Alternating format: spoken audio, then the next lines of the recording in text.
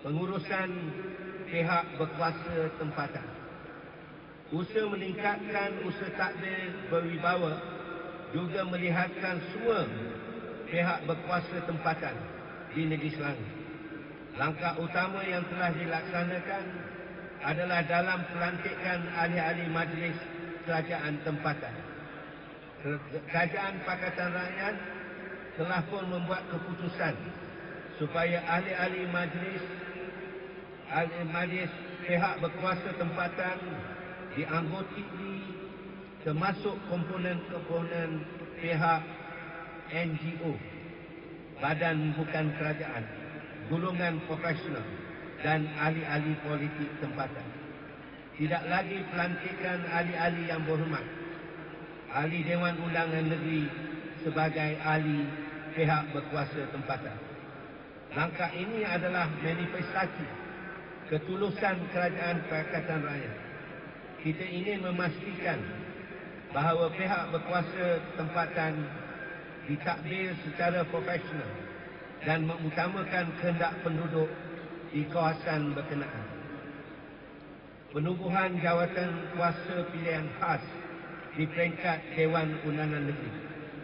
Hasrat untuk menjunjung ketulusan dan accountability ini diterjemahkan juga oleh semua ahli-ahli Dewan Undangan Negeri dalam Pakatan Rakyat yang telah sebulat suara menyokong ditubuhkan SELCAT, iaitu jawatan kuasa pilihan khas mengenai competent, accountability dan transparansi. Ini akan membolehkan apa jua aduran rakyat didengari dan diteliti oleh kerajaan secara telus. Usaha menjamin ketelusan dalam pentadbiran kerajaan juga disertakan oleh apabila semua ahli exco membuat peristirahatan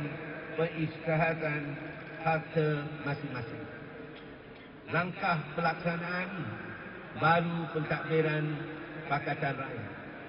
Seperti mana tuan-tuan dan puan-puan sedia maklum bahawa keadaan ekonomi global turut memberi tekanan kepada ekonomi negeri Selangor.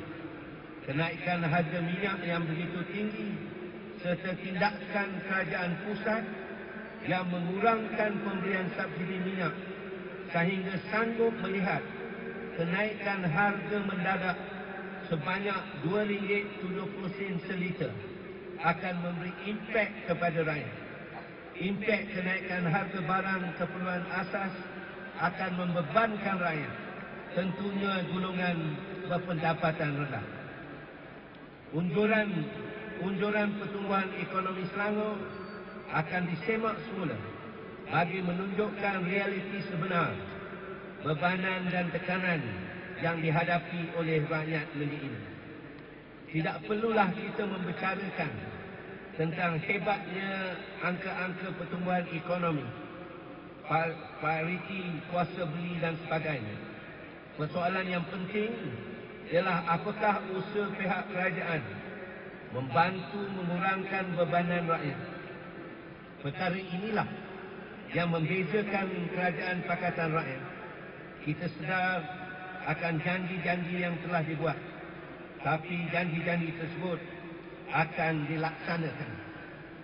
Bekalan air percuma 20 meter padu. Pada kuartal 1 ini, kita telah berjanji bahawa seluruh rakyat negeri Selangor akan menikmati 20 meter padu air percuma. Bermula bulan Jun ini, tuan-tuan sudah menikmatinya. Persoalannya mungkin timbul. Apakah kerajaan negeri akan memikul beban? Bagaimana dilakukan? Atas istilah keramat, merakyatkan ekonomi. Inilah kita telah melakukan perkara yang dikatakan oleh pihak tertentu sebagai mustahil. Kerajaan negeri tidak membaiki. Kerajaan Pakatan Rakyat bertindak mengadilkan semua keuntungan pihak yang terlibat dalam perkhidmatan air ini kepada rakyat. Bayangkanlah dalam usaha pihak lain meningkatkan harga barang-barang keperluan. Kerajaan Pakatan Rakyat berjaya pula memberikan air percuma kepada orang ramai.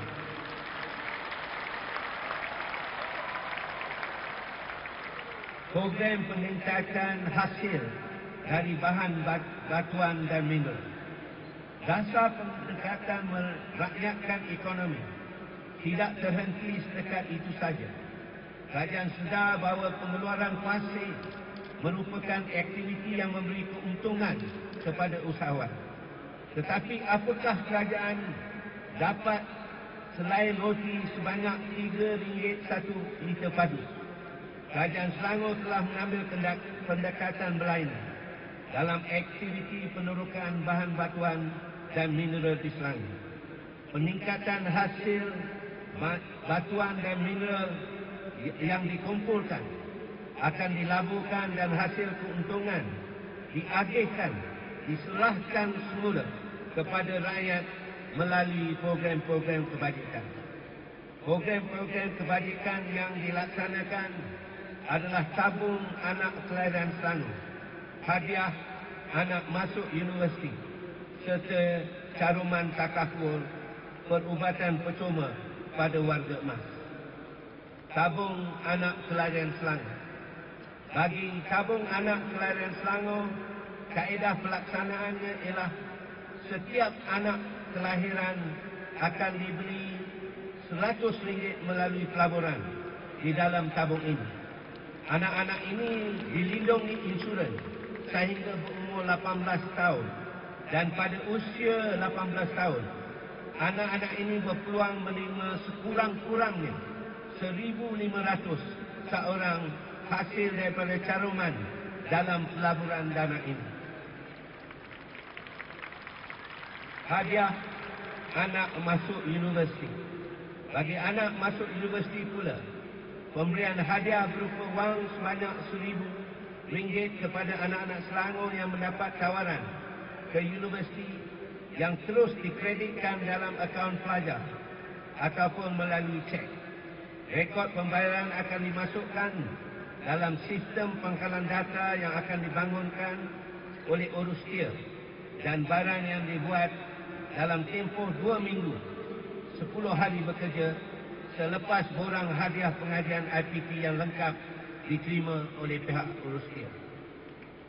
Caruman takaful dan perubatan percuma kepada warga emas. Caruman takaful dan perubatan percuma kepada warga emas pula akan memberi manfaat kepada semua warga emas negeri Selangor yang berumur 60 tahun ke atas dan atau yang telah bermastautin sekurang-kurangnya 15 tahun di Selangor dan memberikan perubatan secara percuma. Caruman perlindungan takaful bernilai RM3,500. Pusat khidmat krisis terhenti. Pusat khidmat krisis terhenti di semua hospital di Selangor bertujuan mewujudkan jaringan kerjasama dengan jabatan agensi berkaitan seperti JKM, PDRM dan jabatan-jabatan lain untuk membantu terutamanya golongan wanita dan kanak-kanak bagi kes-kes seperti rogol, keganasan rumah tangga, satu penderaan. Pusat ini bertindak sebagai first responder, point of contact bagi kes-kes yang dinyatakan tadi.